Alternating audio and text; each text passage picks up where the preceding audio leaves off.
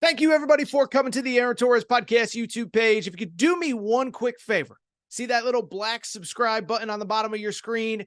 Go ahead, hit that little black subscribe button. Really does help this channel grow, my audience grow, and I appreciate it more than you know.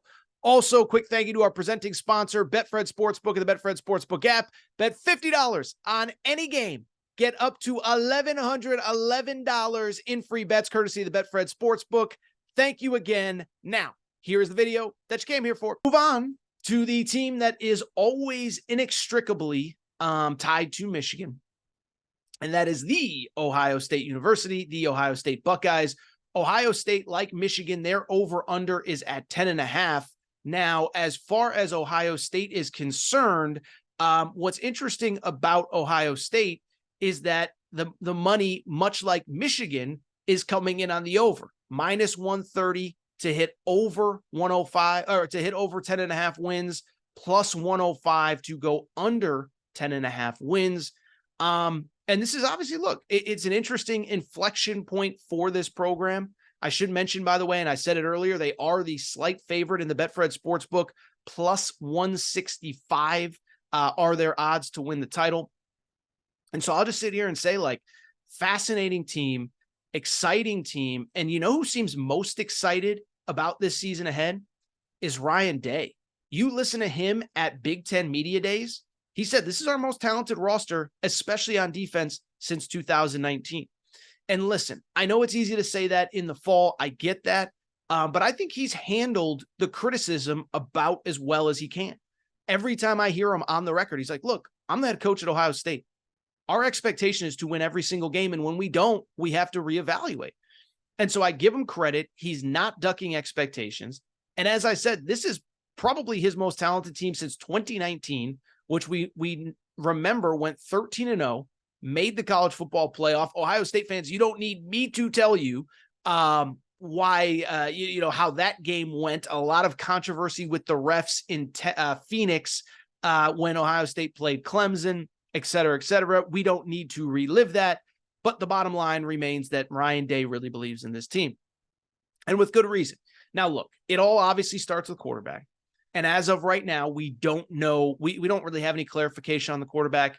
For people who don't follow this stuff day to day, week to week, month to month, if you're not an Ohio State fan, Kyle McCord, very highly touted third-year player, is expected to be the favorite. Devin Brown, who will be a second-year player in the program this year, is also competing for the job. I know that there's a little buzz about the true freshman out of South Dakota maybe making some moves in the summer. I find it very hard to believe. He wasn't there for the spring, played high school football in South Dakota. No disrespect intended to our South Dakota listeners, but I find it hard to believe that that kid is going to step in week 1 and be ready to go. Oh, by the way, Ohio State plays at Notre Dame in week 3. I don't think they're sending him to the Wolves in South Bend there. Now, in terms of the quarterback position, I also think it's worth noting before we get to everybody else where it's stacked. I think it's worth noting with the quarterback position, it's not the first time Ohio State's had to break in a new quarterback under Ryan Day. Obviously, 2 years ago, C.J. Stroud played at a Heisman caliber level. Justin Fields, I just mentioned, 2019, led Ohio State to the Big Ten championship and a playoff appearance. Dwayne Haskins, by the way, the late Dwayne Haskins, always sad to bring up his name, but was phenomenal in his first and only year as the Ohio State starting quarterback, winning a Big Ten title and a Rose Bowl as well. The good news for Ohio State, by the way, and I think everybody knows it, whoever starts a quarterback, it's not like he's going to war by himself, right? You start with, I think, look, everyone's going to want to start with the wide receiver room. I do think it's important to start with the running back room, though, because let's remember this. TreVeyon Henderson, 2 years ago, as a true freshman, was unbelievable. He was breaking all of Maurice Claret's freshman rushing records at Ohio State. For those of us, and I'm one of them, that's old enough to remember how good Maurice Claret was in that one season at Ohio State, number 13. Well, I'm here to tell you, TreVeyon Henderson broke basically all of his records, 1,300 yards. I think it was 15, 16 touchdowns, and he was really banged up last year.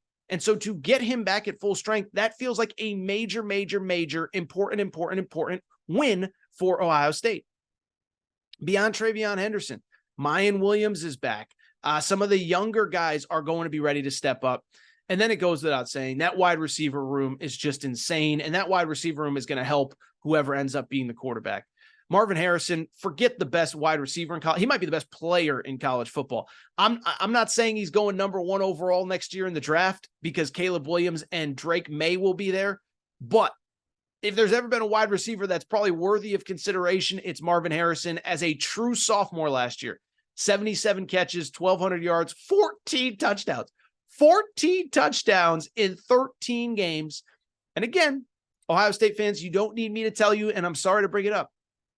If there isn't that incident in the playoff game where the hit happens, he gets a concussion, he can't play, Ohio State probably beats Georgia and is playing for a national championship against TCU at SoFi Stadium. So Marvin Harrison is back. Oh, by the way, Emeka Egbuka is back. 74 catches himself, 10 touchdowns. Julian Fleming is back as well, 34 catches, 6 TDs, and just another loaded recruiting class at that position. Brandon Inniss, Carnell Tate, both 5-star guys. Noah Rogers, a 4-star. They're the next wave, right? Remember a few years ago when there was Garrett Wilson, Jackson Smith and Jigba, and Chris Olave, and you didn't really see Marvin Harrison until that Rose Bowl? That's the potential of what those guys will be this year. Now, hopefully for Ohio State fans, you'll see those guys. You won't see those guys, in the postseason because, of course, Ohio State will be playing in the playoff and will be rocking and rolling. Going forward, really quickly before we get to the defense, do think it's worth noting Ohio State's offensive line, a little bit of a question mark. Again, how much is it really going to matter? How much is it really going to show up? I don't know. Do return a couple key guys, and then obviously you lose your starting offensive tackle in the first round of the NFL draft. They did add Josh Simmons, a transfer from San Diego State, so that's good.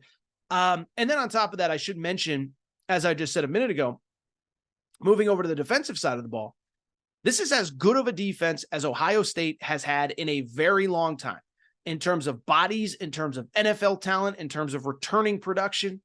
And that the last part to me is the key, is that it's not just that you have a bunch of 5-star guys.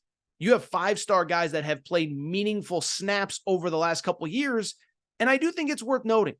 I know it did not go well against Michigan and even Georgia in the playoff. Those are 2 elite teams, by the way. And Ohio State was very good defensively outside of those games. 21 points per game allowed, top 25 nationally in scoring defense, 26th nationally in total defense. So, I think we get so caught up in the Michigan game and the playoff game, and I get it, by the way.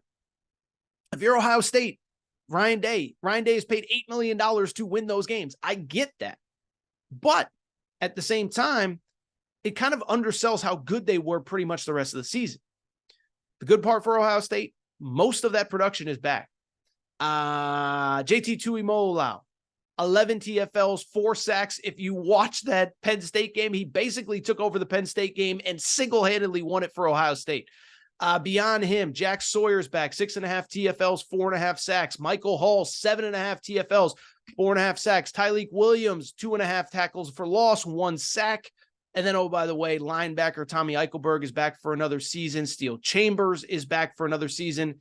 And in the secondary, I thought they did a very good job in the portal adding pieces. Remember, Jihad Carter comes over from Syracuse, a very, very, very good safety.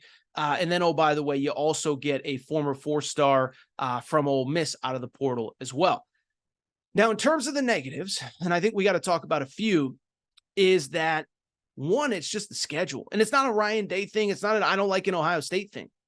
They just have a much tougher schedule than pretty much anybody else of the contenders in the Big Ten.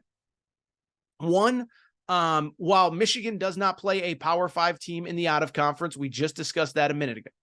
And while Penn State's quote-unquote toughest game out-of-conference is West Virginia at home, which, by the way, is going to be a night game.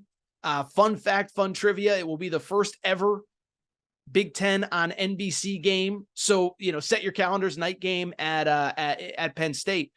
But I just bring it up because those 2 teams, the 2 teams that Ohio State is competing with for a Big Ten title and a trip to the playoff, and obviously I know a game at Notre Dame doesn't impact the playoff, but they do have the toughest out-of-conference game by far out of those 3 teams playing at Notre Dame in week 3. Now, we'll know plenty about Notre Dame by then. They play week 0 against Navy, so we'll have some data on Notre Dame. But remember, it's a good Notre Dame team.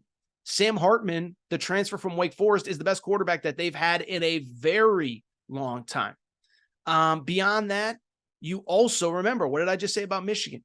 You do not have to play Wisconsin or Iowa this season if you're Michigan. Ohio State has to go to Wisconsin, and it's a night game. That's another one. It's been announced as a Big Ten night game on NBC. Madison is going to be rocking that weekend, okay? Ohio State, again, having to go to Wisconsin in a year where Michigan doesn't play Wisconsin at all. By the way, it's not quite, it will be, excuse me.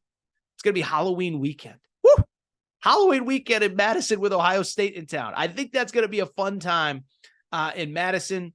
And then obviously it goes without saying, you still have Michigan on the road and you have Penn State at home, meaning that 3 out of your 4 toughest games are on the road this year. A lot different from Michigan, who gets Ohio State at home with no tough out of conference competition. Finally, with Ohio State, last thing I'll just say, it is worth noting, listen, it's one thing to say what they've said over these last couple weeks. It's another thing to show it on the field. And for me to get really excited about Ohio State, it's kind of just put up or shut up time, right? Which sounds crazy for a team that went 11-1 in the regular season last year. But remember, going into last year, what was the narrative? Well, they learned from their lesson from Michigan and it'll never happen again. And then they play Michigan at home and it's perfect weather. And the year before they had all these excuses. Oh, the weather stunk and this, that, the other thing. Michigan, once in a lifetime. And then Michigan beats them up again. So in terms of the over-under, I do like the over of 10.5. I probably won't bet it because of all those tough road games. But if let me put it this way. If Ohio State wins the Big Ten and Ohio State makes the playoff, they will have earned it because they have by far the toughest schedule out of those 3 teams competing at the top of the division.